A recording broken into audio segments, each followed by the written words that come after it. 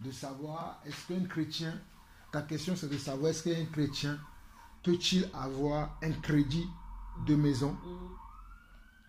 Et s'il peut avoir un crédit de maison, est-ce que, s'il a le crédit de maison, est-ce que si le Seigneur revient, est-ce que ce chrétien-là pourra-t-il être enlevé avec le Seigneur? Parce qu'il semblerait aujourd'hui que si quelqu'un avait un crédit avec le Seigneur, il va rester sur la terre. S'il avait une dette sur la terre, il ne va pas pouvoir être enlevé. Ok. Moi, ce que je crois selon la parole de Dieu, je vais répondre de deux manières. Si un chrétien peut-il avoir de crédit? Le crédit, tout le monde peut avoir un crédit. Maintenant, il faut savoir pourquoi on fait un crédit. Avant de faire un crédit, même dans le monde, je crois que même dans le monde, on nous dit qu'avant de faire un crédit, il faut voir si on a la capacité de pouvoir le rembourser. Si je vais demander à Erta, donne-moi, parce que nous sommes en Angleterre, je vais dire, Erta, prête-moi 50 pounds, ça veut dire que je sais que je suis capable de le lui rendre ces 50 pounds. Si je sais que je ne suis pas capable de lui rendre ces 50 pounds, je vais lui dire, Erta, est-ce que tu peux me donner 50 pounds? Donc quelqu'un qui veut aller faire un crédit, peu importe ce avec quoi il veut acheter. Si tu veux acheter, je ne sais pas, une chaussure, une télévision, et maintenant si tu veux acheter une maison, avant de penser à ça, il faut d'abord que tu saches, est-ce que tu es capable, que lorsque tu vas aller prendre le crédit, je ne sais pas si c'est sur 2 jours, si c'est 2 mois, si c'est sur 2 ans, si c'est sur 40 ans, est-ce que tu seras capable maintenant de rembourser? Mais maintenant, si tu sais que si tu peux prendre le crédit et que tu es capable de rembourser, tu peux prendre le crédit. Parce que tu as vu que tu es capable de prendre ce crédit et après que tu peux le rembourser. Je ne sais pas si c'est ce que je dis, vous me comprenez. Que tu peux rembourser le crédit. Parce qu'il y a des gens qui n'ont pas vraiment la capacité de prendre un crédit et pouvoir le rembourser après. Mais à cause d'une convoitise, ils vont dire, bon, comme je n'ai pas les moyens, mais ils ont convoité quelque chose. Parce qu'on peut convoiter beaucoup de choses. Ils ont convoité quelque chose, il n'a pas les moyens. Il va maintenant aller faire un crédit pour pouvoir acheter ce qu'il a convoité. Alors qu'il n'a pas les moyens. Alors qu'il n'a pas les moyens. Ça, c'est un péché. Par contre, si tu as les moyens, c'est-à-dire de pouvoir rembourser un crédit, et tu vas faire un crédit pour s'acheter une maison, c'est parce que tu as les moyens. Pour moi, ce n'est pas un péché, c'est une sagesse. Parce que, je vais dire pourquoi je dis ça. Parce que lorsque nous louons un logement, lorsque tu loues un logement, à la fin du mois, tu paies le logement. Parce que le logement, tu ne le paies jamais au début du mois. C'est à la fin du mois que tu vas payer ton logement. Lorsque tu fais un crédit, c'est la même chose. Parce que le logement, supposons que tu as loué un logement et que le logement te revient à 400 pounds à la fin du mois. Tu vas payer 400 livres à la fin du mois pour ton logement. Et que tu te dis, ben, si tous les mois, je loue un logement, je paie 400 livres tous les mois, vaut mieux pour moi d'acheter un logement que de louer et payer. Parce que quand tu payes 400 € tous les mois, ce logement-là ne t'appartient pas. C'est une location. Mais si tu fais un crédit et que tu achètes un logement, que tu payes ton crédit 500 € par mois, peut-être tu as fait le crédit sur 30 ans ou 20 ans. 20 ans après, ce logement-là va t'appartenir. Et selon la sagesse, tu te dis que oui, je peux le faire et tu t'engages à le faire. Parce que tu te dis, ah oui, là j'ai un travail, je touche 1200 pounds par mois. Donc si je peux payer un crédit de 500 pounds par mois, 500 livres par mois, il va me rester 700 €. Ah là, je peux, donc je vais aller faire le crédit et je vais acheter la maison. Parce que au lieu de payer 500 livres ou bien 300 livres de location tous les mois, ce n'est pas avantageux pour moi parce que je ne pourrais pas posséder cet appartement à la fin du mois. Ça, pour moi, j'appelle ça de la sagesse. Je ne sais pas si c'est ce que je dis, vous me comprenez. Oui. Ça, c'est de la sagesse. Au lieu d'être juste dans l'appartement et ne pas pouvoir que cet appartement-là, 20 ans après, quand tu vas sortir de cet appartement, il ne t'appartiendra pas parce que tu l'as loué. Mais si tu l'avais acheté et que tous les mois, tu remboursais ton crédit, 20 ans après, tu auras remboursé ton crédit et l'appartement t'appartiendra. Moi, je pense que ça, c'est de la sagesse. Mais maintenant, si c'est parce que tu as vu, je prends l'exemple, tu as vu Roger, il a acheté un appartement. tu as vu Michel acheter un appartement. Parce que Roger et Michel, ils ont une situation stable qui leur permet d'acheter un appartement. Et que, comme tu as vu ça, toi, tu n'as pas les moyens. Parce que toi, tu n'as pas encore une situation stable dans ton travail. Tu n'as pas encore un travail fixe où tu gagnes assez pour pouvoir t'aventurer pour prendre un crédit. Mais parce que tu as vu Roger acheter un appartement, Michel a acheté un appartement, et toi et Michel, vous êtes de la même génération. Vous venez de la même famille, ou bien vous venez même du même milieu social. Et que toi aussi, tu dis, je vais faire comme eux. Là, c'est ce que la Bible appelle de la convoitise. Parce que tu n'as pas les moyens, mais tu veux comme Roger a fait, Michel a fait, toi aussi tu veux te mettre à la hauteur de Roger et Michel, alors que tu n'as pas encore les moyens. Parce que le fait d'avoir une maison, le fait d'avoir un appartement et de ne pas en avoir, ce n'est pas une course. Ce n'est pas une course pour montrer à l'autre, moi j'ai tel bien, toi tu n'as pas tel bien. Ce n'est pas une course que nous faisons. Il faut avoir les moyens. C'est pour ça que le Seigneur dit dans la Bible que lorsque quelqu'un veut bâtir une maison, il faut que toi-même tu t'asseyes d'abord pour voir si tu as tout pour construire ta maison. Parce que si tu commences la maison, tu fais la fondation, tu commences l'élévation et tu t'arrêtes sur l'élévation pendant 40 ans, les gens vont se moquer de lui. Mais cet homme-là, il a commencé cette maison il y a 40 ans, mais 40 ans, la maison n'a jamais fini. C'est pour ça que le Seigneur dit que celui qui veut construire une maison, il s'assied d'abord pour voir s'il a tout ce qu'il faut pour construire la maison. Donc c'est la même chose avec un crédit. Si tu veux acheter une maison parce que tu te dis, ah, là, je paie ma maison, comme je l'ai dit tout à l'heure, 300 livres tous les mois ou 400 livres tous les mois. Mais moi-même, j'ai un travail que tous les mois, je perçois 1300 livres.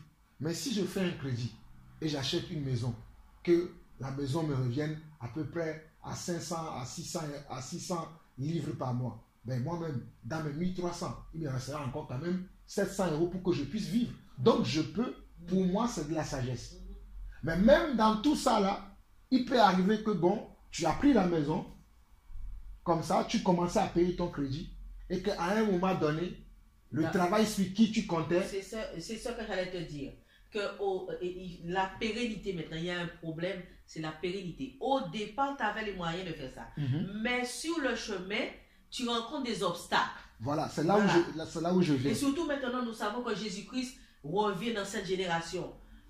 Qu'est-ce qu'on va faire? On va se mettre à acheter des trucs maison qu'on ne pourra pas payer. C'est là où je viens. Voilà. Bon, comme tu as acheté la maison et tu as commencé à payer le crédit il y a 5 ans, 7 ans, et dans la 8e année, tu viens de perdre ton travail. Le travail sur qui tu comptais pour pouvoir payer ce crédit-là, tu viens de le perdre. Tu ne peux plus payer le crédit de ta maison. Comme la Bible nous dit, de ne pas nous attacher sur les choses qui sont sur la terre, à ce moment-là, tu revends la maison. Non. Puisque tu demandes à Christ, tu demandes à Dieu. D'abord, tu pries. Oui, parce qu'il se peut aussi que Dieu peut te faire trouver un autre travail aussi. Hein? Tout à fait, tout à fait. Tu contactes Dieu avant. Tout à fait. Quand tous ces problèmes-là vont commencer à arriver, la première des choses qu'il faut faire, il faut consulter Dieu. Qu'est-ce que je fais dans ce cas? Voilà. Tu pries. Parce que tu as perdu un travail, le fait de perdre un travail, ce n'est pas la fin de ta vie. Oui. Dieu peut ouvrir une autre porte ailleurs. Voilà. Dieu peut permettre que même si tu ne travailles pas, que tu puisses avoir de l'argent tous les fins du mois pour continuer à payer ton crédit. Oui. Parce que Dieu est Dieu. Dieu peut s'occuper. Voilà. En fait, il faut toujours avoir foi en Dieu dans n'importe quelle situation. Maintenant, si la situation se détériore et qu'il n'y a point d'issue de sortie possible, comme la Bible dit de ne pas s'attacher aux choses qui sont sur la terre, à ce moment-là, tu revends ta maison pour ne pas te retrouver tout le temps dans les problèmes pour avoir une corde au cou. À ce moment-là, tu revends la maison. Là, j'ai répondu selon maintenant la sagesse humaine, selon la sagesse qu'on doit avoir en tant qu'enfant de Dieu. Maintenant, la deuxième volée de cette question qui touche, est-ce que si le Seigneur revient maintenant, pendant que je suis sur la terre, je suis quelqu'un qui a fait un crédit, est-ce que je vais être enlevé? Mes frères, lorsque Jésus va revenir, cela ne dépend pas des crédits que tu as fait ou des crédits que tu n'as pas fait. Cela dépend de comment tu vis. Parce que la Bible dit que le Seigneur, quand il va revenir, il va chercher une église qui est comment? Sans tache ni ride. Donc, que tu aies fait, parce que lorsque Jésus va revenir, beaucoup d'entre nous, nous sommes aujourd'hui locataires. Ça ne sera, bon, je ne sais pas s'il va revenir le 30 du mois, le 1er du mois, au milieu. Supposons qu'il revient au milieu du mois. Au milieu du mois, tu as quand même vécu du 1er au 15. C'est un exemple. Hein. Tu as même quand même vécu du 1er au 15 du mois. Tu vas être enlevé. Qui va payer du 1er au 15 que tu as fait dans le logement? Tu deviens toujours quand même quelqu'un qui doit quelque chose à ton bailleur, à celui qui t'a loué la maison. Donc cela n'a rien à voir quand Jésus va revenir. C'est la foi que nous avons en lui et notre marche spirituelle dans sa parole, dans la sainteté, dans la sanctification de tous les jours qui va permettre qu'on va partir avec lui. Ce n'est pas parce que j'ai une dette sur la terre. Je ne suis pas en train de dire que nous allons partir contracter la dette. Avant de contracter une dette, c'est pour ça que j'ai commencé d'abord qu'avant de contracter une dette, il faut savoir est-ce que je suis capable de pouvoir rembourser cette dette-là. Si je ne suis pas capable, je ne contracte pas de dette. Mais si je suis capable de rembourser une dette, je peux aller contracter une dette. Et au moment où je dois payer la dette, il faut quand même aussi que je la rembourse. Parce qu'il y a des gens que nous voyons aujourd'hui qui sont mal intentionnés, qu'ils soient chrétiens ou pas, hein, qui vont aller contracter une dette et pour rembourser la dette après, ils ne veulent pas. Ils vont commencer à dire non, moi je n'ai pas les moyens, parce qu'ils comptent sur les assistances sociales, ils comptent sur certaines personnes. Dès le départ, la personne n'avait pas l'intention de rembourser une dette. Il s'est dit bon, pour moi c'est le moyen le plus facile de pouvoir posséder. Et ça, c'est quoi? C'est du vol. C'est la malhonnêteté. Parce que dès le départ, tu savais que ce crédit que tu vas faire, tu ne vas pas le rembourser. Mais au fait, tu as fait semblant. Tu as joué l'hypocrisie. C'est si tu es dans ce cas-là, tu as péché devant Dieu. Si Dieu vient, tu ne partiras pas. Parce que dans ton cœur, tu n'as pas fait cela avec les bonnes mobiles. Tu les as fait avec des mauvaises mobiles. C'est ça que Dieu va condamner. Je ne sais pas si ce que je dis, vous comprenez bien.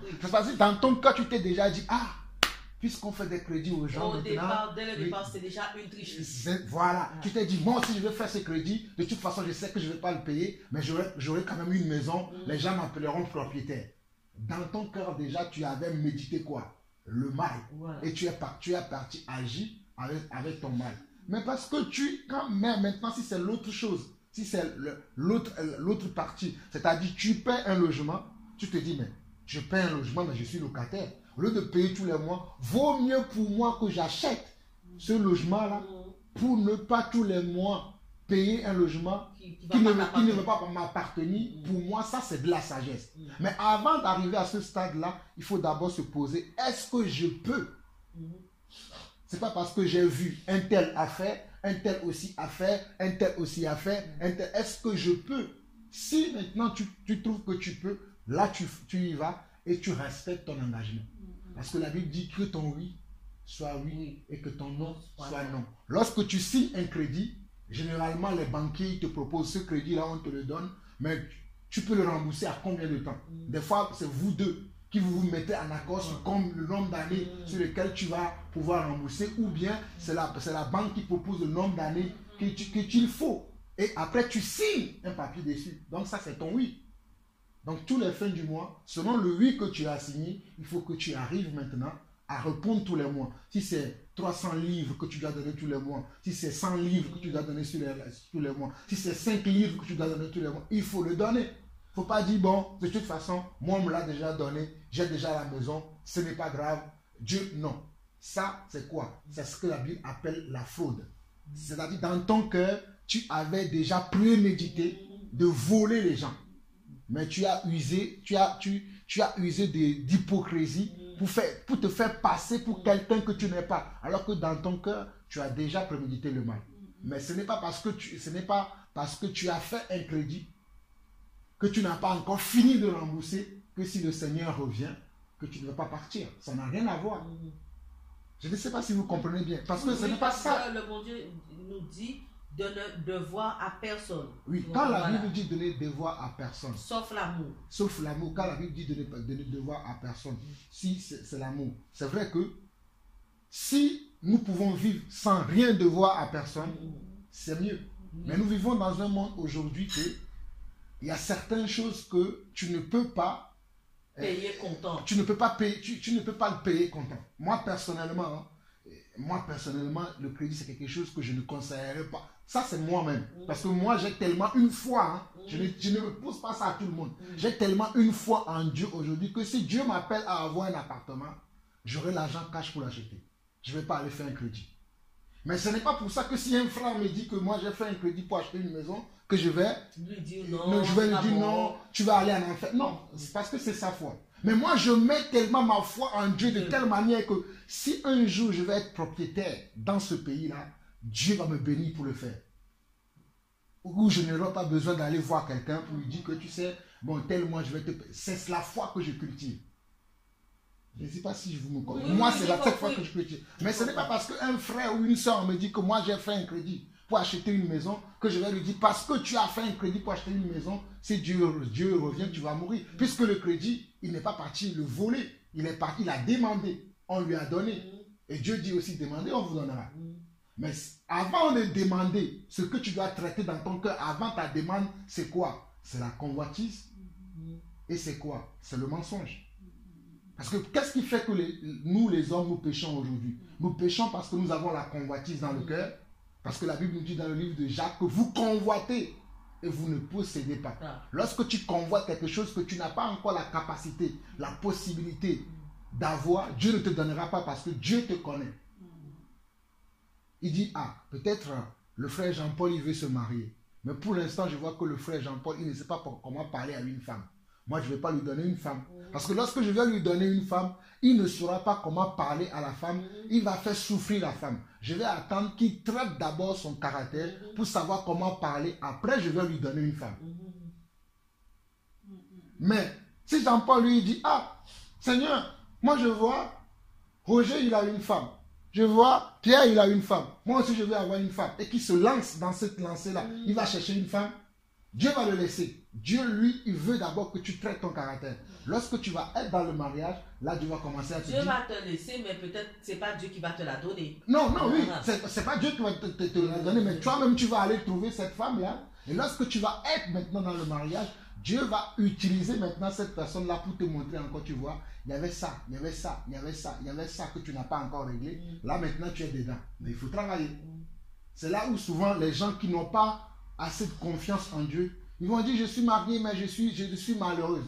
Oh non, mon mari me fait ceci, ma femme me fait ceci. Alors que lui-même, d'abord, il n'a pas travaillé son caractère avant de rentrer dans le mariage. Et là, ils vont dire, bon, je pense que ce n'est pas la femme qui est faite pour moi et ils vont divorcer. Non, c'est parce que tu n'étais pas encore préparé pour ton mariage.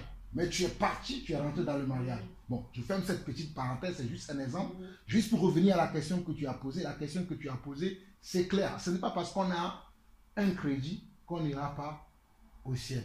Maintenant, si on a un crédit, en ayant la convoitise dans notre cœur, en ayant le mensonge dans notre cœur, là c'est un péché. Parce que la Bible dit que les menteurs n'hériteront pas le royaume de Dieu. Tu savais que si tu faisais ce crédit-là, tu n'allais pas le payer. Mais tu es quand même parti faire le crédit. C'est pour ça que tu vas rater le ciel. Mais si tu as fait un crédit que tu payes tous les mois et subitement il arrive un enlèvement, ça n'a rien à voir.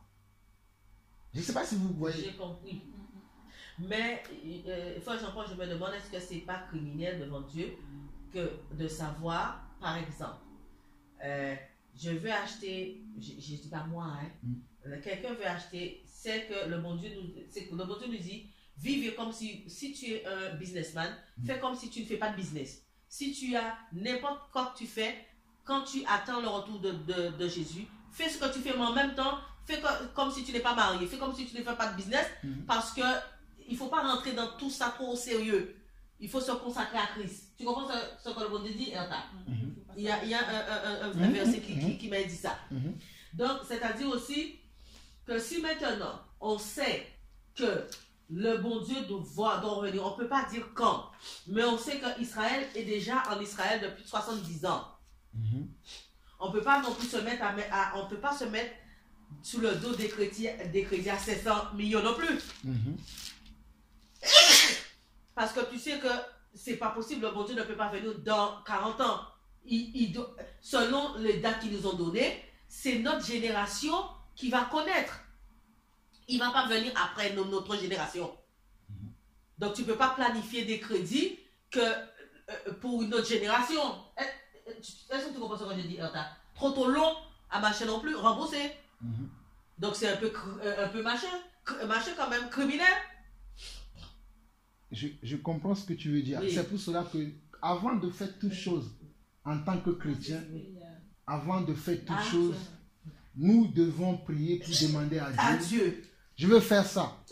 Qu'est-ce que tu en penses de ça? Voilà. C'est pas parce que tu veux faire quelque chose que tout de suite, parce que tu veux faire, il faut le faire. Oui. Non, tu veux faire, tu demandes d'abord à Dieu. Dieu. Si ça va prendre même du temps, demande à Dieu. Dieu, je vais acheter une maison. Qu'est-ce que tu en penses? Oui. Parce que Dieu, il connaît ton présent, Oui. ton passé et ton avenir. Oui. Il sait les problèmes que tu vas rencontrer sur le chemin. Si c'est le moment opportun pour toi d'acheter cette maison, Dieu te dira, vas-y. Je vais te faire un exemple. C'est-à-dire que quand Dieu vienne l'année prochaine, qu'il vienne dans 5 ans, qu'il vienne dans 10 ans, qu'il vienne dans 20 ans, tu ne pourras pas rembourser les 500 millions avant son truc retour. Est-ce que tu comprends? Et à partir d'ici, tu le sais. Tu sais que tu ne pourras pas rembourser les 500 millions. Oui, c'est pour ça que que Jésus aura le temps de venir avant. Oui, c'est pour ça que je dis qu'avant de faire toute chose, il faut demander à Dieu, Dieu de te confirmer ce que tu veux faire, si c'est sa volonté ou pas. Voilà. Parce que beaucoup de fois, nous prenons nos volontés comme si c'est la volonté de Dieu. Ah oui, moi je sais que Dieu veut. Non. Dieu veut que nous soyons bien. Dieu veut que nous soyons à l'aise. Dieu veut que nous ayons tout. Mais il faut tout le temps prier Dieu. Si c'est sa volonté. Si c'est sa volonté. Et il faut vraiment attendre la confirmation. C'est pas parce que il y a des fois les gens ils prient, ils n'ont pas encore la confirmation. Mais puisque la chose est tellement brûlante dans leur cœur, même s'ils n'ont pas la confirmation, ils s'engagent quand même. Hey, non. Jean-Paul, il faut pas. C'est bien ce que tu dis là, mais il faut savoir les réponses de Dieu. Parce que des fois, je demande quelque chose à Dieu, Dieu ne répond pas. Ou des fois, je demande quelque chose à Dieu, je dis, Seigneur, si c'est toi qui m'as parlé, tu ne parles pas une fois. Tu parles en général 2 fois, tu parles 3 fois. Après, il ne parle pas deuxième fois, il ne parle pas 3 fois. J'ai dit, non, ça, ce n'est pas Dieu qui m'a parlé. Parce que Dieu doit te confirmer. Parce que Satan aussi hein, essaie de te faire croire que c'est Dieu aussi hein, qui fait les choses. Alors, dès que je demande quelque chose à Dieu, après j'ai un rêve, j'ai quelque chose, après je vois que Dieu ne me confirme pas, je ne fais pas. Ouais, mais normalement, un enfant de Dieu doit savoir distinguer la voix de Dieu et la voix de l'ennemi. Parce que je comprends, tu dis que même quand Satan parle. Mais un enfant de Dieu qui apprend à connaître son Dieu et qui connaît son Dieu, lorsqu'il parle à Dieu, si c'est Dieu qui lui répond, il saura si c'est Dieu qui l'a répondu. Si ce n'est pas Dieu qui l'a répondu, il doit le savoir aussi. Par exemple, nous qui sommes des parents ici, nous sommes des parents, ou bien qui avons été enfants, qui avons eu des parents. Lorsque ton père t'appelle, tu sais que c'est ton père. Oui. Lorsque tu entends la voix de quelqu'un dit, par exemple, il dit Claudia. Oui. Si c'est ton père, tu sais que c'est ton père, parce que tu connais la voix de ton père. Puisque Jésus dit, mes brebis me connaissent et ils viennent à moi, parce que les brebis du Seigneur connaissent la voix de leur Seigneur. Donc, c'est de la même manière que lorsqu'un enfant de Dieu prie, même si le diable veut s'immiscer au travers de ta prière pour te tromper, tu dois être capable de discerner. Non, j'ai demandé quelque chose à Dieu. Mais la voix que j'entends là, ce n'est pas la voix de mon Seigneur. Non, là, ce n'est pas la voix. Et comme tu as dit, s'il faut redemander la confirmation, on a vu l'exemple dans la Bible, Gédéon. Voilà. Quand Dieu lui avait parlé, pour lui dire d'aller, il a dit non, si c'est toi Dieu qui me parle, il a demandé un signe. Dieu a accompli le signe. Après ça, il a redemandé encore. Et surtout quand nous parlons des choses qui sont très importantes, quand nous parlons des choses que tu veux aller faire un crédit, c'est quelque chose de très important. Parce qu'un crédit, ça peut te tuer. Oui. Je sais que bon, pour nous les enfants de Dieu, c'est quelque chose de très important. Mais pour les gens qui sont dans le monde, c'est l'habitude, tout le monde fait ça aujourd'hui. Oui. Mais pour nous, en tant qu'enfants de Dieu, avant de faire ce genre de choses, parce que bon, on s'est dit, bon, selon les raisons que j'ai évoquées précédemment, on veut agir dans la sagesse, il faut demander la confirmation à Dieu et être sûr que Dieu veut qu'on le fasse. Et une fois qu'on a cette confirmation, et comme on vient de le dire, quand Dieu nous répond, si c'est Dieu qui nous répond, ou bien si c'est l'ennemi qui veut faire semblant de nous répondre pour qu'on puisse aller agir après et être dans les problèmes, en tant qu'enfant de Dieu, on le saura. Parce que les enfants de Dieu connaissent la voix de leur Dieu. Et l'ennemi ne peut pas venir te parler, toi tu vas dire c'est Dieu qui m'a parlé, ça veut dire que tu ne connais pas ton Dieu. Mais un vrai enfant de Dieu connaît la voix de son Dieu, comme nous-mêmes quand nous étions enfants, lorsque nos parents nous appelaient, que ce soit notre mère ou notre père, nous arrivons à distinguer, ça c'est maman qui m'a parlé. Non, ça c'est papa qui m'a parlé. Non, la voix que j'entends là-bas, même si on dit Claudia, ce n'est pas la voix de mon père. Je vais bien regarder qui m'appelle là, avant d'y aller. Parce qu'on est comment? On est prudent. Mais c'est la même chose dans ces choses-là. Je ne sais pas si vous me comprenez. Oui. Donc c'est pour ça que je dis que dans toutes ces choses, peu importe ce qu'on va dire, il faut quand même prier. Même avant le projet que tu as, Seigneur, j'ai tel projet de pouvoir me marier, j'ai tel projet de pouvoir acquérir cette chose. Tu demandes, tu présentes d'abord à ton Père. Parce que même si nous avons des pères naturellement dans ce monde, nous avons un Père qui est au-dessus des pères naturels que nous avons. Tu présentes ce projet-là au Père qui est au-dessus des pères, que voici le projet que j'ai, papa. Qu'est-ce que tu en penses? Comme Jacob. Lorsque Jacob voulait quitter la maison de son père pour aller chercher sa femme, sur le chemin, il a prié, il a fait un vœu. Je ne sais pas si vous connaissez, quand il est arrivé à Bethel, et il a rêvé. Lorsqu'il a sorti de son rêve, il a fait un vœu à Dieu. Il a dit, si c'est toi le Seigneur qui m'a parlé, lorsque je vais partir, bénis-moi. Et quand tu vas me bénir, je vais revenir et te faire des présents. Et lorsque Dieu l'a béni, est-ce qu'il a fait ce qu'il a dit à Dieu? Oui. Donc c'est nous aussi également, nous avons aussi cette capacité, cette possibilité de parler à Dieu et de faire même des vœux. Mais avant de faire des vœux, il faut que tu sois capable d'accomplir le vœu aussi que tu... Parce qu'il y a des gens qui font des vœux, lorsque ce qu'ils demandent à Dieu s'accomplit, ils ne sont plus capables de revenir vers Dieu. Pour comment? Pour accomplir le vœu qu'ils ont fait au Seigneur. Donc la Bible dit dans ce cas aussi, ne fais même pas le vœu. Donc si tu sais que tu vas faire un vœu au Seigneur, et lorsque Dieu va accomplir ce que tu lui demandes, tu ne vas pas venir remercier le Seigneur par rapport à ce que tu lui as demandé, non pas remercier un homme, non pas remercier une église. Parce que souvent, quand Dieu agit dans la vie des gens, ils vont aller remercier le pasteur. Pasteur, tu sais, Dieu m'a béni tel, ils vont venir donner au pasteur. Je ne parle pas de ça. C'est un engagement entre toi et ton Dieu dans le secret. Ce que tu as demandé à Dieu, va le faire dans le secret. Des fois, quand je parle de ces choses, moi, je donne mon témoignage. Moi, j'avais demandé à Dieu, lorsque je quittais l'Afrique pour venir en Europe, j'avais demandé à Dieu que lorsque je vais quitter l'Afrique, je vais venir en Europe. Si tu me bénis et que tu fais que tu me donnes des papiers, je te consacrerai ma vie. Mais c'est ce que je fais aujourd'hui. Je suis arrivé en Europe, Dieu m'a béni, je suis devenu un Français, mais je consacre ma vie au Seigneur. Et consacrer à sa vie au Seigneur, ce n'est pas créer un bâtiment, le remplir de personnes, ce n'est pas ça. C'est ce que je suis en train de faire. On est là, on partage la parole de Dieu. C'est d'aller de lieu en lieu et partager la volonté de Dieu avec tout le monde. Dans la simplicité, pas dans l'orgueil, pas dans le jeu. Vous voyez, je suis... Dans la simplicité, dans l'amour, mais dans la simplicité pour montrer la voie. Il faut d'abord demander aussi au Seigneur de comprendre quelle est la pensée du Seigneur et apporter ça. Bon, c'est un exemple parmi tant d'autres. Après, comme je dis, c'est un engagement entre toi et Dieu. Concernant, parce que Dieu veut nous bénir. N'oublions pas aussi, que Dieu, regardez, nous allons prendre un verset, parce que souvent je sais qu'on va lire un verset. Dans Colossiens chapitre 3. Colossiens chapitre 3 dit ceci. Colossiens chapitre 3. Il dit, verset. On va lire du verset 1 au verset 2. D'ici donc vous êtes ressuscités avec Christ. Cherchez les choses d'en haut, où Christ est assis à la droite de Dieu. Attachez-vous aux choses d'en haut et non à celles qui sont sur la terre. Car vous êtes morts et votre vie est cachée avec Christ en Dieu.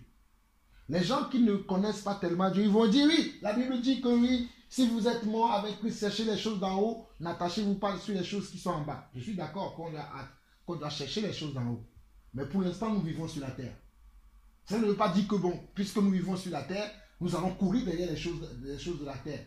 C'est pour cela que je dis, avec la sagesse, nous devons savoir qu'est-ce que nous allons faire des choses là qui sont autour de nous sur la terre. Est-ce que notre but va être maintenant de posséder les choses qui sont sur la terre, ou bien notre but va être de chercher les choses qui sont dans la haut? Mais comme maintenant nous sommes sur la terre, quelle est la sagesse que nous allons utiliser pour ne pas tomber dans le piège du diable lorsque nous sommes sur la terre?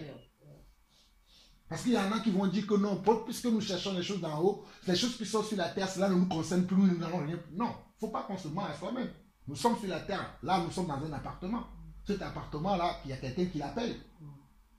Si tout le monde veut dire, bon, oui, je vais aller vivre en haut, on va faire comment sur la terre? Donc, il faut aussi avoir la sagesse de Dieu pour savoir que lorsque nous sommes sur la terre, nous allons marcher avec Dieu, mais comment? Dans l'intelligence de Dieu, pas dans l'intelligence du monde où on nous dit, tu peux posséder, tu peux avoir tout ce qu'il y a sur la terre, on est dans la convoitise, même quand on n'a pas la capacité d'avoir des choses, on veut quand même avoir, parce qu'il y a des gens qui nous disent que tu peux, non. On demande à Dieu, et Dieu nous donne, et nous, on est focalisé sur les choses qui sont dans le ciel. Comme je disais tout à l'heure, que si on voit qu'on a ces choses-là, et qu'il y a un moment, on a des problèmes qu'on ne peut plus payer, ben on vend. On se libère de cette, on ne se dit pas, puisque j'ai cette maison, malgré que les choses sont difficiles, tu restes quand même avec alors que tu n'as plus les moyens de payer. Non, tu te débarrasses de ça et tu continues ton chemin. Vous comprenez? Bon, vas-y, ma soeur, tu voulais dire quelque chose. Il y a beaucoup de gens aussi, leur problème, c'est même pas de posséder un bien. Leur problème, c'est qu'il faut, il y a un monsieur, il a 42 maisons. Est-ce que tu as besoin de 42 maisons? C'est ce que je dis.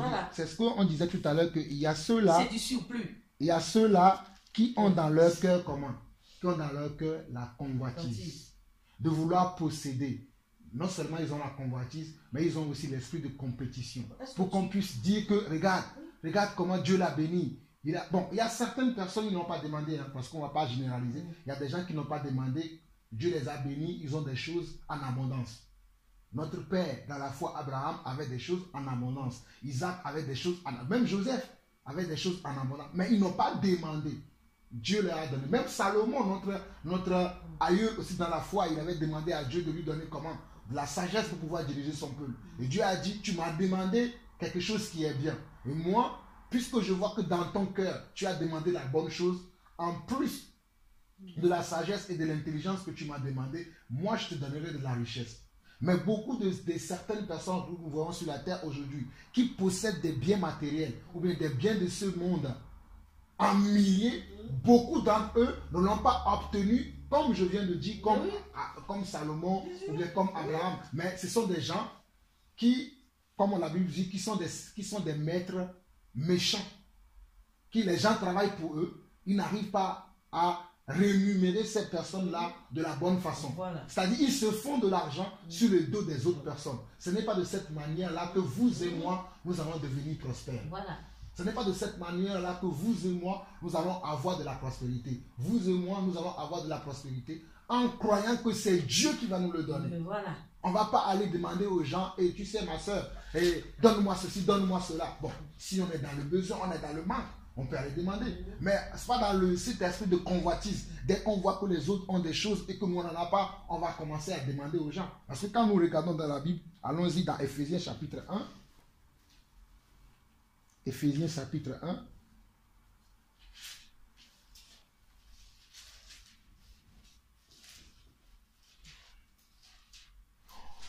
Éphésiens chapitre 1, verset 3, on dit, béni soit Dieu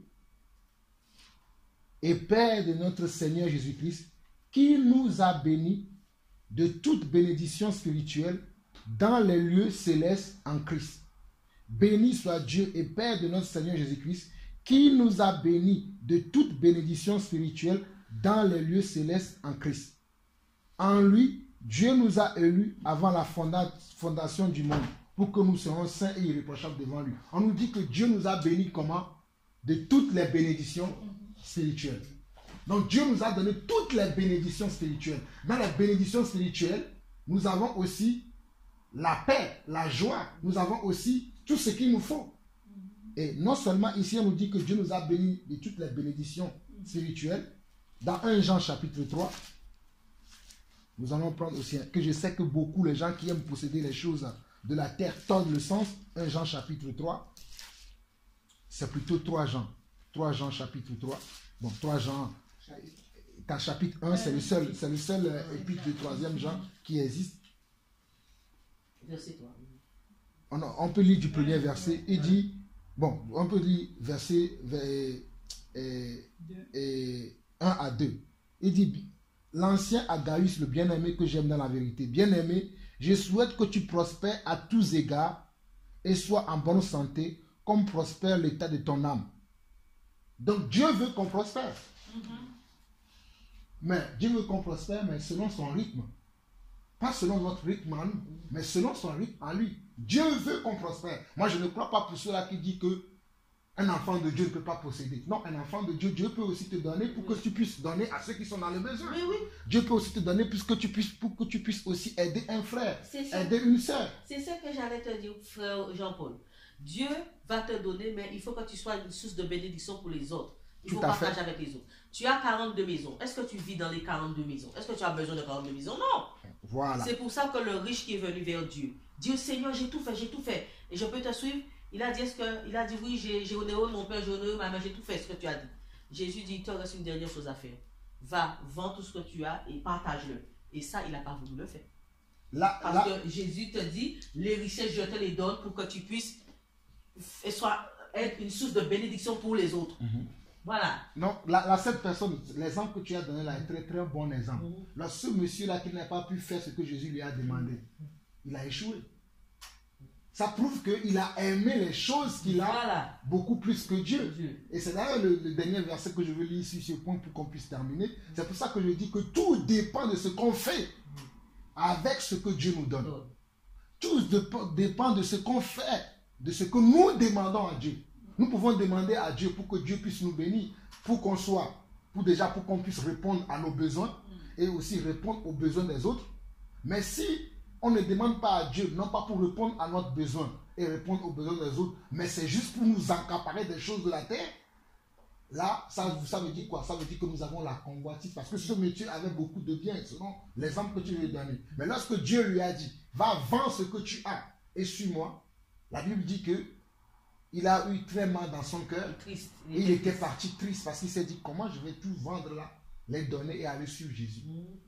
Donc ça veut dire qu'il avait un amour profond par rapport à ces choses. C'est pour ça que c'est le dernier verset que nous allons voir concernant ce sujet, c'est 1 Timothée chapitre 6. Après on va passer à autre chose s'il n'y a pas de questions. 1 Timothée chapitre 6. 1 Timothée chapitre 6.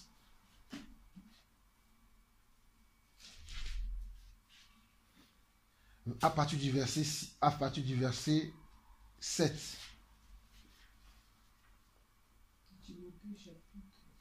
« 1 Timothée 6 à partir du verset 7 dit, car nous n'avons rien à porter dans le monde et il est évident que nous n'en pouvons rien emporter. » Nous n'avons rien à porter dans le monde et il est évident aussi que nous ne pouvons rien emporter avec nous. Le jour où vous et moi, nous sommes nés dans ce monde, nous sommes nés nus. Je ne sais pas pour vous, moi lorsque j'étais né nu. Donc le jour où je vais repartir, même si je meurs aujourd'hui, les membres de ma famille, ils vont m'habiller, peut-être ils vont me mettre un beau costume, ils vont me mettre de belles paires de chaussures pour me mettre dans mon cercueil. Mais tout ça là, ça va pourrir dans la terre.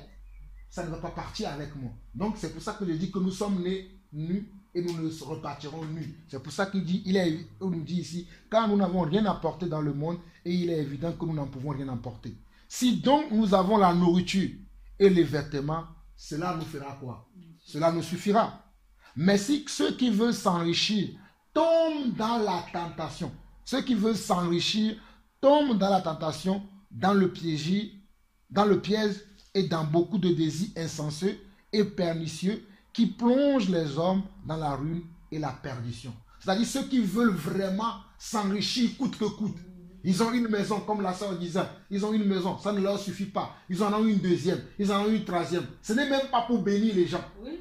Ce n'est même pas pour que cela puisse aider des autres, mais c'est pour que cela soit un objet d'orgueil pour eux. Moi j'ai 43 maisons, moi j'ai 50 maisons, moi j'ai 60 maisons.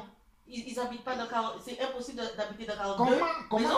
Comment ça? Bon, ça peut être aussi un investissement. Il y a des gens qui construisent des maisons pour pouvoir les louer. Ça leur rapporte de l'argent. Mais cet argent-là que ça te rapporte, tu fais quoi avec? Tu le mets sur ton compte en banque pour dire que non, moi sur mon compte. Parce que si c'est ça, ça ne te sert à rien. Parce que Jésus... D'ailleurs, merci Seigneur.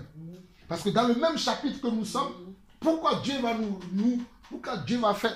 On va finir ici. Bon, on nous dit, mais ceux qui veulent s'enrichir tombent dans la tentation, dans le plaisir, qu'est-ce que je dis dans le plaisir?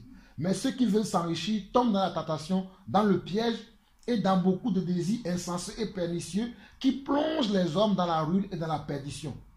Car, pourquoi? Car l'amour de l'argent est une racine de tous les maux et quelques-uns, en étant possédés, se sont égarés loin de la foi et se sont jetés eux-mêmes dans bien des tourments. Car l'amour de l'argent, l'amour, ceux qui ont l'amour de l'argent, on doit avoir l'amour, mais pas pour l'argent, l'amour pour Dieu et l'amour pour notre prochain. Parce que Dieu, il a dit que toute sa parole, elle est accomplie dans 2 paroles. Tu aimeras le Seigneur ton Dieu de tout ton cœur, de toute ton âme et de toute ta pensée, et tu aimeras ton prochain comme toi-même. Mais aujourd'hui, nous avons tellement l'amour, non pas pour Dieu, non pas pour notre prochain, mais pour les choses de la terre. C'est pour ça qu'il y a la haine, il y a la guerre, il y a toutes ces choses qu'on voit sur la terre aujourd'hui. Si nous continuons dans ce même chapitre, à partir du verset 17 maintenant, pour vous qui voulez être riche, hein, moi je veux être riche, bon, je ne veux pas être riche, mais je veux avoir ce qu'il faut pour pouvoir vivre pour moi, et si je peux encore aider les autres, moi c'est ce que je veux avoir. Voilà. Je ne veux pas être un riche comme ça, un richissime. Non, je veux avoir le nécessaire qui me permettra de pouvoir nourrir ma famille et de pouvoir aider les gens qui sont autour de moi, qui sont dans le... Pas tous les problèmes qui sont sur la terre, au moins souvenir aux besoins de mes frères dans la foi et de mes frères charnels, si j'ai la possibilité. Donc, on nous dit ici, au verset 17, recommande. C'est une recommandation, hein. C'est-à-dire, c'est quelque chose qui... C'est pour ça que ce matin, quand on discutait, je vous disais que tout est déjà dans la Bible. Et ce qui a été, c'est ce qu'il n'y a rien de nouveau. Même les choses qu'on voit aujourd'hui, les gens qui aiment l'argent. D'ailleurs, l'exemple que tu as donné concernant ce monsieur qui a rencontré Jésus lui-même. Aujourd'hui, il y a des gens aussi, quand tu vas leur dire que non, mon frère, tout l'argent que tu as, donne-le, il va dire que non, c'est à cause, il va partir triste. Il va dire, moi je ne veux plus prier avec ce frère parce que l'argent que j'ai, le frère là veut que je le distribue à ceux qui sont dans le besoin. Mais c'est la vérité. Puisqu'on nous dit ici, lisons nous-mêmes, on nous dit, recommande aux riches du présent siècle de ne pas être orgueilleux et de ne pas mettre leur espérance dans les richesses incertaines, mais de la mettre en Dieu qui nous donne avec abondance toutes choses pour que nous en jouissions. Recommande-leur de faire du bien, d'être riche en bonnes œuvres, d'avoir de la libéralité, de la générosité et de s'amasser ainsi pour l'avenir un trésor placé sur un fondement solide afin de saisir la vie éternelle. Donc, les gens qui veulent être riches aujourd'hui, les gens qui parmi veulent nous, tout garder pour eux, qui veulent tout garder pour eux, ils sont comment? Ils sont en train de pécher contre Dieu. Puisque Dieu veut que ce que tu as en abondance, tu ne le gardes pas pour toi, mais que tu arrives à le partager avec les autres.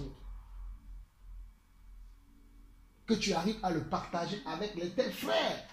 Et c'est tout à l'heure l'exemple que vous nous donnez par rapport à ce monsieur qui habitait dans une église, qui, le pasteur lui-même va l'encourager à trouver un appartement, que si tu trouves l'appartement, je vais payer. La personne va trouver l'appartement. Il va aller voir le pasteur et le pasteur va lui dire maintenant que je n'ai plus d'argent.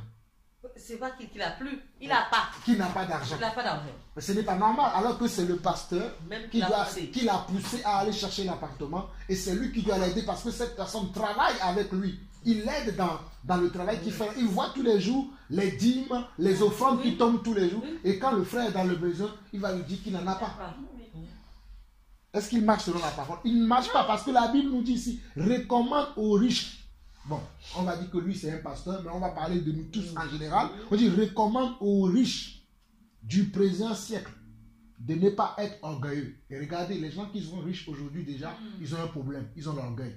Moi je ne vais pas parler avec ces gens-là, moi je ne vais pas aller manger là-bas, moi je ne vais pas aller faire ceci. On commence à dire, ce milieu-là, ce n'est pas plus mon milieu. Alors comme on dit ici, recommande aux riches du présent siècle de ne pas être orgueilleux. Mais si nous-mêmes, nous voyons aujourd'hui, les riches, le premier de leurs problèmes aujourd'hui, déjà, c'est l'orgueil. Ils voient que, lui et moi, on n'a pas le même standing de vie. Lui et moi, on ne vient pas du même milieu social. Parce qu'il y a plusieurs formes de richesse. Hein. Il y a les gens qui sont riches dans la tête, ils ont des diplômes, plus. Et quand tu vois, toi, tu dis, tu es femme de ménage, ils ne te considèrent pas. Ah, on ne vient pas du même milieu. Il y a d'autres, c'est la richesse matérielle. Ils ont beaucoup de choses, ils possèdent beaucoup de choses sur cette terre. Les belles voitures, c'est eux. Les belles maisons, c'est eux. Il y en a qui ont, en plus de ces belles voitures, des maisons, des bijoux en or. Ils ont plein de choses. C'est ça ce que la Bible appelle des riches. Et il dit, recommande aux riches du présent siècle de ne pas être orgueilleux et de ne pas mettre leur espérance dans des richesses incertaines. Et la plupart de ces gens-là, qu'est-ce qu'ils font? Ils mettent leur espérance dans ces richesses-là. Ils ont des machins forts. Voilà. Ils mettent tous leurs espérances, ils le mettent dans ça. Quand tu vas leur parler de Dieu, ils vont dire, ah, son Dieu, c'est son argent. Pour lui, Dieu n'existe pas.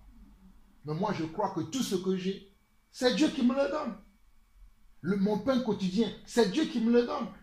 Mon appartement, même si je travaille pour le payer, c'est Dieu qui permet que j'ai un travail. Bien sûr. C'est Dieu qui permet qu'un employeur à la fin du mois puisse me donner un chèque. Parce que le mois peut arriver, l'entreprise peut faire faillite.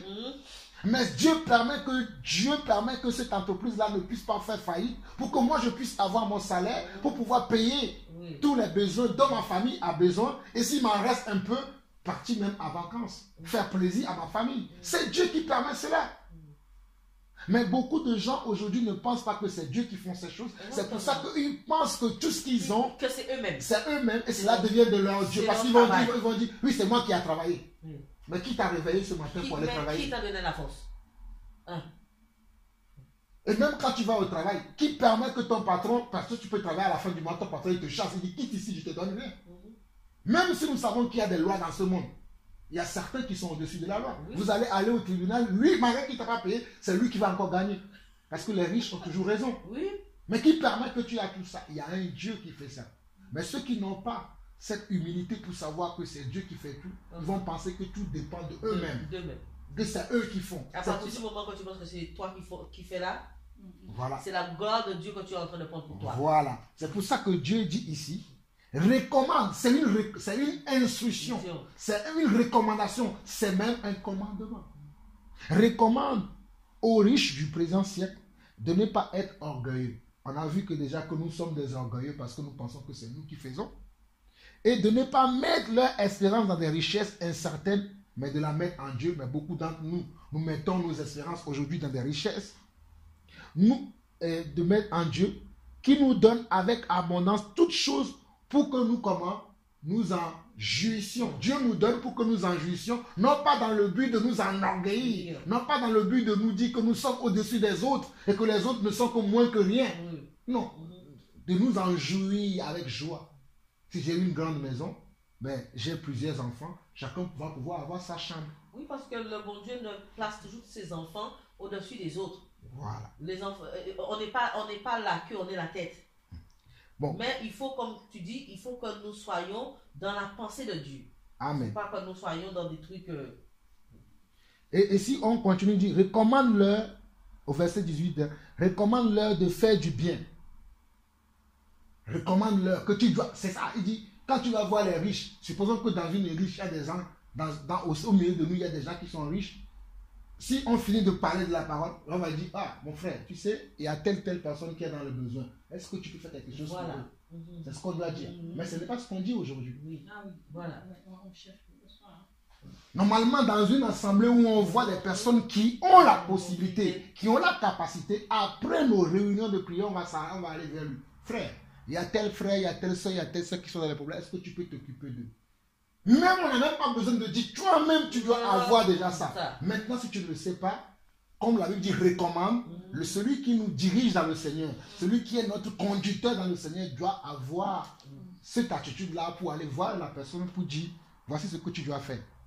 Recommande-leur de faire du bien, d'être riche en bonnes œuvres, d'avoir de la libéralité, de la générosité et de s'amasser ainsi pour l'avenir un trésor placé sur un fondement solide afin de saisir la vie éternelle. Je voulais m'arrêter là, mais je vois que le Seigneur me conduit vers un verset qui est un verset clé. Allons dans Galates chapitre 6. Galates chapitre 6, c'est très important, Galates chapitre 6, qui parle de ça. Qui est mon frère avec qui je dois faire du bien? J'ai donné un exemple il y a quelques jours par rapport à cela concernant ma propre famille. Qui est mon frère?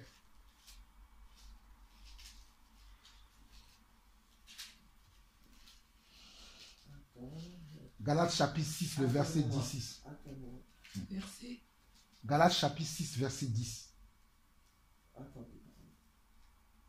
Galates, c'est après 2 Corinthiens. Chapitre 6, verset 6. Verset 6, verset 6. Galates chapitre 6, verset 10 plutôt.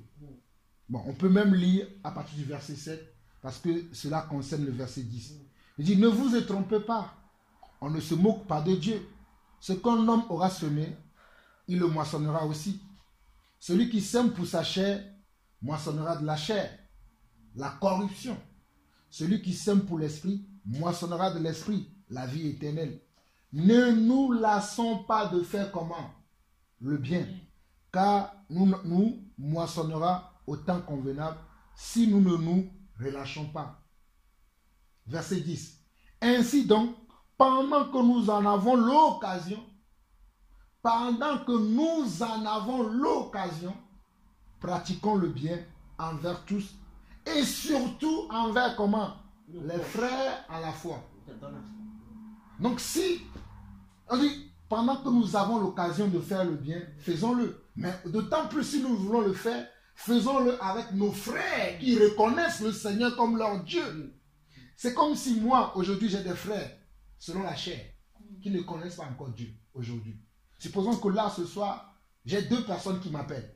L'un est mon frère selon la chair, qui me dit, Jean-Paul, passe-moi 50 livres. J'ai un autre qui est un frère selon l'esprit, c'est-à-dire quelqu'un qui croit au Seigneur Jésus-Christ, qui me dit aussi de lui passer 50 livres. Si j'ai la possibilité de passer les 50 livres, la personne qui est prioritaire, si j'ai la possibilité de les passer aux 2, je passe aux 2. Mais si j'ai la possibilité de passer qu'à une seule personne, je vais plutôt le donner à celui qui est frère dans la foi. Parce qu'on nous dit ici que quoi? Si nous en avons l'occasion de pratiquer le bien envers tous et surtout envers les frères dans la foi. Parce que celui qui a la foi comme moi, il est prioritaire sur mon frère qui n'a pas la foi. Même si nous sommes nés du même père et d'une même mère. Mais parce que nous ne croyons pas à la même personne, il y a maintenant une distinction entre lui et moi. Celui qui est frère, pour moi, qui a reconnu le Seigneur comme son Seigneur et son Dieu, est mon frère plus que lui. Puisque lui, parce que la Bible nous dit dans Jean 1, au verset 12 que quoi? À tous ceux qui ont reçu, il leur a donné le pouvoir de devenir enfants de Dieu. Donc celui-là qui a cru comme moi, nous sommes maintenant comme enfants de Dieu et nous avons le même Père. Mais mon frère qui est né, ou bien qui est sorti du même ventre que moi, mais qui ne croit pas, n'est plus mon frère. Bon, il est mon frère, selon la chair. Physiquement. Mais dans le Seigneur, celui qui a reçu le Seigneur comme moi est mon frère. Et si j'ai envie de pratiquer un bien, il est prioritaire sur mon frère selon la chair. Ça, c'est quelque chose aussi dont on ne va pas nous parler dans les ensembles. Non. Mais c'est ça la vérité. Ils ne parlent même pas de la sanctification, alors c'est pas de ça qu'ils vont parler. Donc si j'ai envie de faire du bien, la personne avec qui je dois faire du bien d'abord, bon, peut-être il n'a pas besoin. C'est-à-dire si je suis là, comme je viens de donner un exemple, il y a une sœur, selon la chair, qui m'appelle, ah Jean-Paul, ah ça là, ça ne va pas, j'ai besoin de temps. Ah, quelques minutes plus tard, ah, toi aussi m'appelle, oh mon frère Jean-Paul, je suis dans tel problème. Elle ne me demande même pas, elle m'appelle juste, frère Jean-Paul, tu sais, prie pour moi parce qu'en ce moment c'est difficile. Je ne vais même pas attendre qu'elle me dise que donne-moi quelque chose. Parce qu'elle m'a dit, prie pour moi, c'est difficile. Et que moi, j'ai amassé un peu. Je vais moi-même, non seulement je vais prier pour elle, mais je vais aller en plus la voir pour dire, tiens ma soeur, je sais que c'est difficile pour toi. Tiens 20 livres, tiens 30 livres. Garde ça pour toi. Dieu va t'aider. C'est ça. Et c'est d'ailleurs ce que la Bible nous dit dans le livre de Jacques. Que toi qui dis que tu as la foi, ton frère vient tu vois un frère qui te parle de son problème. Si tu lui dis, va simplement et tu pries pour lui. Comment tu as exercé ta foi? Donc nous comprenons par là que nous, en tant qu'enfants de Dieu, nous devons faire le bien en tout temps. Mais en plus, nous devons le faire envers nos frères dans la foi d'abord. Si j'ai un bien à faire, si j'ai la sœur Claudia à côté de moi, je vois que la sœur Claudia, j'ai vu que ces baskets-là, ça fait déjà des mois que c'est déchiré. Je ne vais pas attendre qu'elle me dise que non. Frère Jean-Paul, est-ce que tu peux... Non, moi-même je la vois.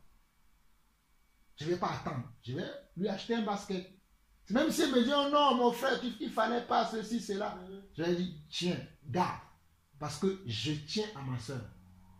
Parce que ma soeur, comme je viens de le dire, parce que lui et moi, nous avons reçu comment? Le Seigneur. Et nous avons maintenant un même Père. Et n'oubliez pas que le Seigneur nous a dit dans Matthieu 10 que lorsqu'il va venir sur la terre, il va semer quoi? La division. Deux personnes d'une maison, dans une même maison, ne vont plus s'accorder. Parce que l'un a reçu le Seigneur et l'autre n'a pas reçu le Seigneur. Et cela crée maintenant quoi? De la séparation. Ce sont des choses que nous connaissons, mais pour le pratiquer, c'est difficile. Hein. Nous sommes encore attachés à nos familles. Moi, je bénis le Seigneur parce que Dieu m'a fait passer par une épreuve l'année dernière avec ma famille. J'ai compris que, il y a des choses sur lesquelles je ne vais plus dandiner. Avec ma propre famille, même avec ma propre mère. Il y a des choses sur lesquelles je n'étais pas vraiment... Je ne marchais pas vraiment comme le Seigneur voulait que je marche. Mais il a pas, le Seigneur a vu, le Seigneur a permis qu'il y a eu certaines situations dans ma famille pour que je puisse comprendre que je dois être coupé de certaines choses. Et quand ces choses-là sont passées, Dieu m'a fait comprendre que tu avais encore un attachement par rapport à ces choses. Et moi, je voulais que tu comprennes que tu dois être détaché. Non pas que je n'aime pas ma famille, je les aime. Je prie pour qu'ils viennent au Seigneur. Mais il faut que nous arrivions à faire la part des choses. Ce qui n'est pas droit devant le Seigneur, quand je vais te voir, je vais dire ce n'est pas droit devant le Seigneur.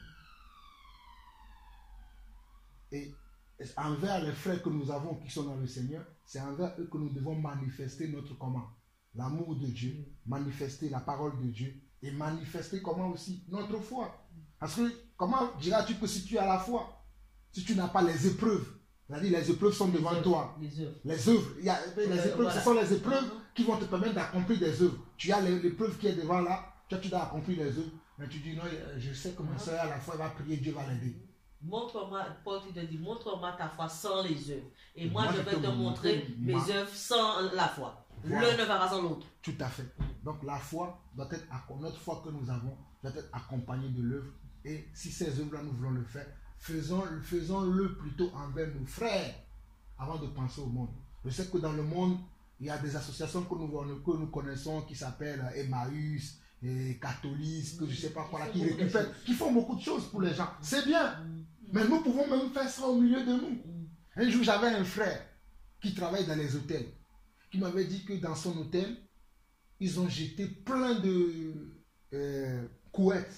Et lorsqu'ils allaient jeter les couettes, il se disait dans sa tête, je pouvais récupérer ça, peut-être un jour un frère en aura besoin, ou même on peut aller distribuer ça aux gens qui sont dehors. Mais après, il a pensé, mais il n'a pas fait. Il dit, mon frère, c'est Dieu qui t'a parlé. Les couettes, là, ce ne sont pas des choses qui sont gâtées. Oui. Mais vous savez, dans les hôtels, ils ont l'habitude de renouveler leurs trucs à certains moments. Voilà. Ils pouvaient récupérer. C'est après qu'il m'a dit, là, c'est trop tard. Mais prochainement, si des choses comme ça arrivent encore, par exemple, on prend nos voitures, on récupère, on peut donner même à des frères, à des soeurs. C'est encore un plus, ça peut les aider. Parce que ce sont des choses qui vont être jetées. Nous, on va récupérer, non pas pour aller vendre. Comme on a vu une boutique aujourd'hui, mais ils récupèrent et ils revendent. Mais nous, on va donner gratuitement. Voilà. Non pas, si on en a besoin, nous-mêmes, on prend. Mais on va donner à ceux qui sont dans le besoin. Donc, c'est ça, au fait, ce que Dieu nous appelle à faire. Non seulement on dit dans la bouche, j'ai la foi, mais la foi a besoin des autres. Je sais qu'on est parti de la question de si Jésus revient, si j'ai un crédit, est-ce que je serai enlevé? Mais on est arrivé jusque-là. Oui, c'est le Seigneur qui a permis que nous puissions parler de toutes ces choses. Mais comprenons par toutes ces choses-là que c'est ça, ce à quoi nous devons travailler. Parce que la vie du disciple du Seigneur, la vie de celui qui veut suivre le Seigneur, ce n'est pas simplement être là. Oui, je médite la parole, je médite, mais tu médites, mais après, il faut pratiquer. Voilà. Et c'est à ce moment-là que beaucoup d'entre nous, moi le premier, nous avons du mal. Dans la pratique de la parole, nous avons beaucoup de mal. Nous avons beaucoup la connaissance. Nous savons beaucoup, moi j'appelle ça la théorie. La théorie, tout le monde est bon. Mais quand arrive la pratique, c'est là où on échoue. Que Dieu nous aide, que Dieu puisse nous aider, chacun d'entre nous.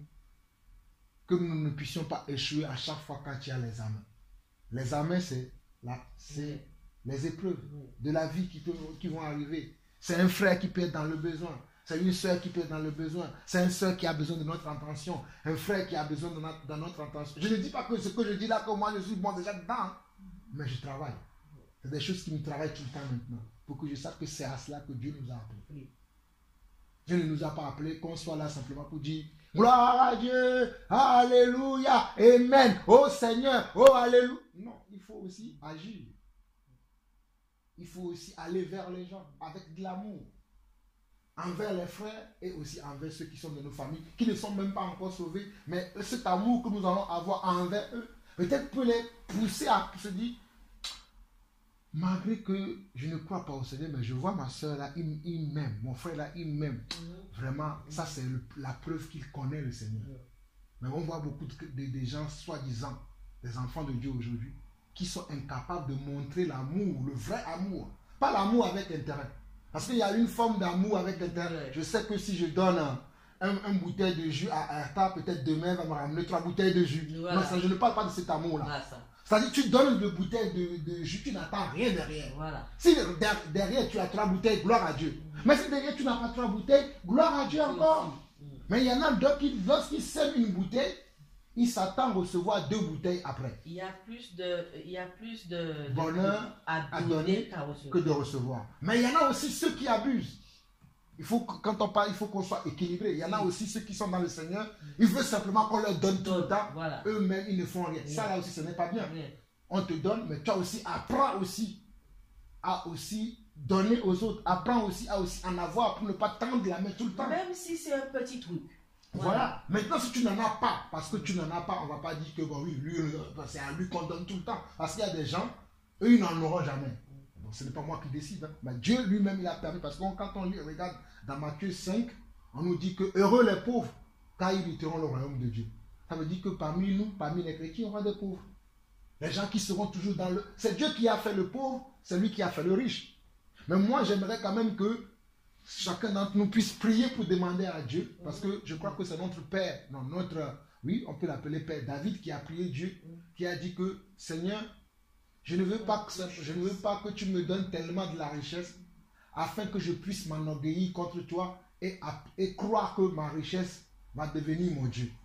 Et en même temps, il va dire, je ne veux pas aussi non pas être très pauvre, de telle manière que après je puisse aller voler pour pécher contre toi. Donc nous avons besoin, nous tous, d'être dans le juste milieu. Non pas d'être très riches pour devenir les orgueilleux, les vantards, les irréligieux, les orgueilleux, comme je l'ai dit. Et non pas aussi être les plus pauvres, les plus misérables. Que dès que tu vois quelqu'un dit que tu es haineux, tu te dis comment ça se fait que lui il a tout, moi je n'ai rien. Non, il ne faut pas non plus qu'on soit très pauvre, qu'on soit juste dans le juste milieu. Il faut parler à Dieu. Quand on parle à Dieu, bien sûr, on a des choses. Le bon Dieu débloque des portes, il fait des choses. C'est pour ça que je dis que tout dépend de la communion. Il faut tout soumettre à Dieu. Même si tu es dans le besoin aujourd'hui, peut-être que tu es dans le besoin, c'est pour un temps. Il y a des gens qui sont dans le besoin. Seigneur, comment se fait-il que je suis comme ça? Parce que ça, c'est pas une prière. Ça, tu es en train de dire à Dieu, oui, tu fais des complaintes. Voilà. C'est pas ça, prier Dieu. Tout à fait. Donc, c'est tout ça là que nous devons travailler pour être des enfants dignes du Seigneur. Ça ne va pas être facile. Des fois, nous allons rater. Des fois, nous allons voir que nous avons fixé tel objectif. Mais nous n'avons pas pu l'atteindre. Mais ce qui serait préférable de faire, c'est de ne pas se tromper soi-même. Il y a des gens qui se trompent. Oui, moi j'ai la foi. Oui, moi j'ai ceci. Mais quand il arrive le preuve, il se rend compte que même la foi là qui dit qu'il a, le preuve est arrivé et la foi là n'était pas au rendez-vous. Oui. Donc cette foi même que tu crois que tu avais, tu ne l'as pas. Donc il faut encore recommencer à zéro et demander à Dieu qu'est-ce qui me manque, pourquoi je n'ai pas cette foi auquel je crois que je n'ai pas. Cette foi là que je dis que j'ai, mais à chaque fois qu'il arrive une épreuve où je dois manifester cette foi, je n'ai pas la force, je n'ai pas les ressources à l'intérieur de moi pour pouvoir nourrir cette foi. Et on demande à Dieu, et Dieu nous le donnera. Voilà, donc c'est la première chose que nous avons pu dire. Je ne sais pas si vous avez d'autres questions avant qu'on enchaîne sur autre chose.